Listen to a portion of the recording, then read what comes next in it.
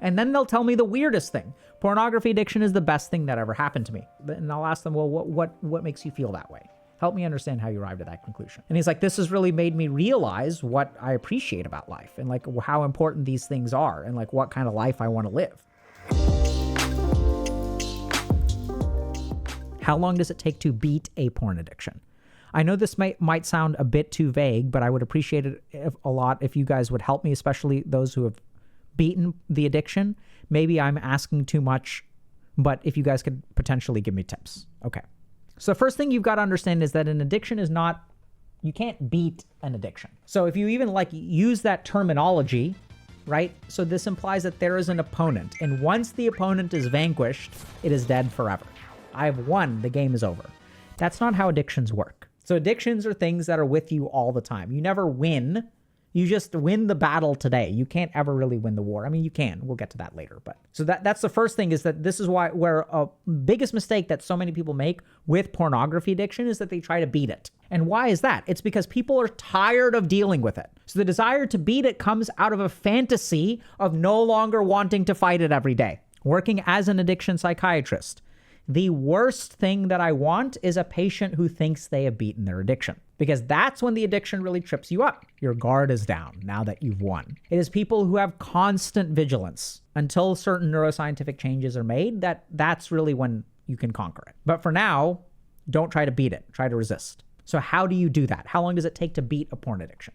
So that too depends on how many factors are there that are driving you towards porn and how many factors are driving you away from porn. So for example, if you use pornography as a antidote to boredom, as long as you are bored, you will have an interest in pornography. As long as you use pornography as an emotional regulation technique, as long as your emotions are disturbed, you will lean towards pornography. Hey y'all, if you're interested in applying some of the principles that we share to actually create change in your life, check out Dr. K's Guide to Mental Health.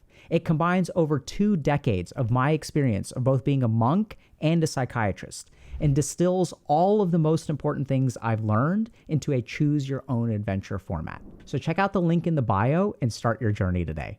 So this is where what we really need to do is understand, okay, there's a dopaminergic signal, there's an emotional signal, there's an emotionally suppression signal, and then there's a component of just like, the brain is like, if we're not doing anything today, let me at least get that hit of dopamine. So really overcoming pornography addiction is not in addressing the addiction directly, which there is a part of that. It's really in understanding what are all the risk factors that are contributing to the pornography addiction. And that's what we try to do when we do addiction psychiatry. So there's the substance itself. Let's use an example of alcohol. There's the whole act of not taking a drink. But then there is also what goes into that, which is, okay, let's do psychotherapy to understand why you started drinking in the first place. Let's understand what your triggers are. Let's understand like all of the para-alcoholic behavior. And the problem that I see with a lot of people who struggle with pornography addiction is that, first of all, a lot of clinicians don't specialize in it. They don't really understand how it works. And secondly, they don't fix all of the environment, right? So for example, a big part of overcoming alcohol addiction is changing your community. So if you go hang out with your friends who go to the bar, or you go hang out with your friends who are part of a frat, you're going to drink. So you have to find new friends. But what's the community of pornography? The community of pornography is loneliness. So it's very difficult. You can tell an alcoholic not to go to a bar. It is far harder to tell a pornography addict to no longer be lonely. This is why pornography addiction is skyrocketing. Sure, things are getting more into the supernormal stimulus realm, but really it's that what's the community of pornography? It's loneliness. And so when I really see good outcomes with people who overcome pornography addiction, they have more meaning in their lives and they have more community. But that's very difficult to do. So what is the bar of pornography?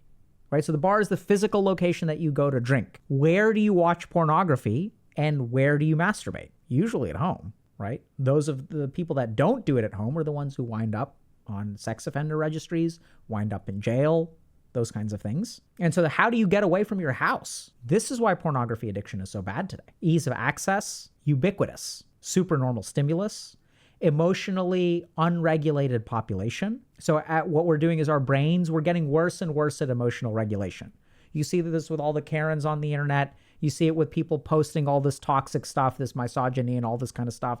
Every corner of the internet is filled with just negative emotion. And then you have safe spaces that are just venting, just vomiting all of this negative emotion constantly. And so the world is becoming more emotionally dysregulated. And so what is our silver bullet? What is the brain's silver bullet when it comes to emotional regulation? Pornography. It's not a controlled substance, so I don't have to get someone to prescribe it for me. It's not illegal, so I don't have to like hang out with a drug dealer. It doesn't cost me my rent, usually.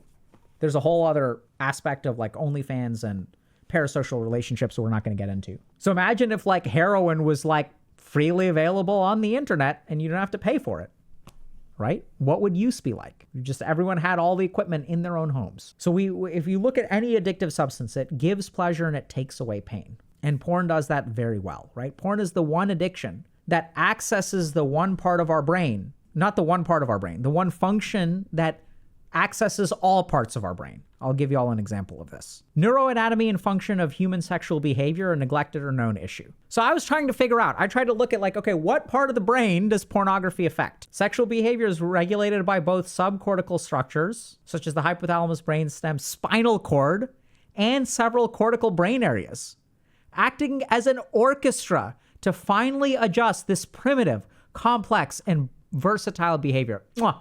Chef's kiss of neuroscience. Okay, now let's just look. Table 1, summary of the brain areas involved in human sexual behavior. Basically all of them. The reward system, okay? Like basically your whole brain. Wait, it gets better. Neurotransmitters and modulators. Summary of the main neurotransmitters and modulators involved in regulating human sexual behavior. Basically all of them. See, like for example, when we look at alcohol addiction, we literally have pills you can take for alcohol addiction. Things like naltrexone. And what naltrexone does is it goes to the area where the alcohol binds to a receptor in your brain and it blocks that binding. So we can literally give you a pill that will block the effect of alcohol in the brain. We also have medications like disulfiram. So disulfiram is a devious medication. When we drink alcohol, there are 2 steps in the metabolism of alcohol. I think we turn it first into an acetaldehyde or something like that, and then we turn it into whatever the final product is. So the interesting thing is that alcohol, that middle step, so it gets turned in from A to B and B to C, okay? A is okay, C is okay, but B is toxic as fuck. So we give a medication that blocks the conversion from B to C. And then this metabolite builds up and makes people violently ill. So if you take your disulfiram pill and you drink alcohol, you will be violently ill. So that we can do this when it comes to a substance. We can like literally give you a pill that will make you ill if you drink alcohol. But when it comes to pornography, it affects the whole brain, all of the neurotransmitter. And so it's hard to like fix it just like this. And that's why the treatment, overcoming pornography addiction is so much more holistic, right? It involves emotional regulation, finding purpose, finding meaning, hopefully having a healthy sexual relationship. And another thing that we understand about pornography is that it's not even about sex. It's not about relationships or lust or anything like that. Many of the people I've worked with pornography addiction, I don't know about the majority, usually get exposed to pornography pre-puberty. So even before their brain knows, they're not aroused by it at all. They get this supranormal stimulus in their developing brains, which then shapes their brain to be vulnerable to pornography later in life. And we know, for example, that marijuana is a gateway drug. Why is it a gateway drug? Because it alters the parts of our brain that then become more vulnerable to addiction. So it alters the structure of our reward circuitry. And once you alter the structure of your reward circuitry, now you can have a huge vulnerability to addiction, which is what we see in marijuana in developing brains. And so with pornography, this is what tends to happen. I've noticed that the younger you are when you get exposed to pornography, it appears that the higher the risk is, although I don't have data to back that up. That's just clinical practice. Taber Nusel is saying, I feel like I'm doomed. Okay, so here's the thing to understand. You're not doomed.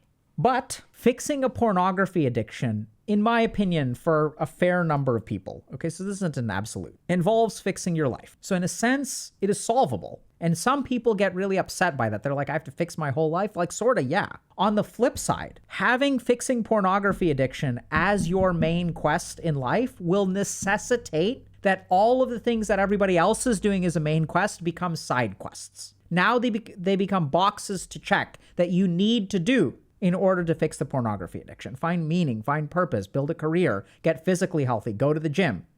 So as you chase this insurmountable goal, every other part of your life will fall in order because that's what it takes to overcome. And so it's actually like really interesting because I've seen people with pornography addiction, the process of overcoming their addiction means that they square away every corner of their life. There's also a karmic perspective that sometimes I've had discussions with my patients about because I'll ask them about this kind of stuff, right? Because it's about meaning. So why do you think you were given this addiction? And they'll kind of say that until I really fixed every corner of my life, like it always came back. It was a signal to me from the universe that I'm not living my life in the right way. And then once I started living my life the right way, the pornography addiction got fixed.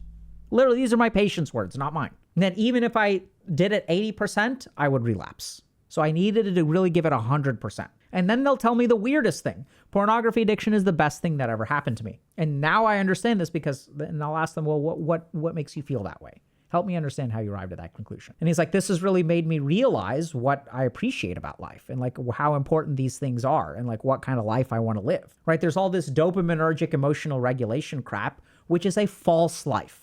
It's not a real life. It's an empty life. And then in the process of getting rid of that, I've had to build relationships. I've had to be comfortable in my body. I've had to do all kinds of other things, right? So we have a guide, someone saying that this reminds me of my trauma. So this is a huge perspective that's very important for trauma. We've done lectures and stuff on post-traumatic growth, which y'all can check out. We have a guide coming up.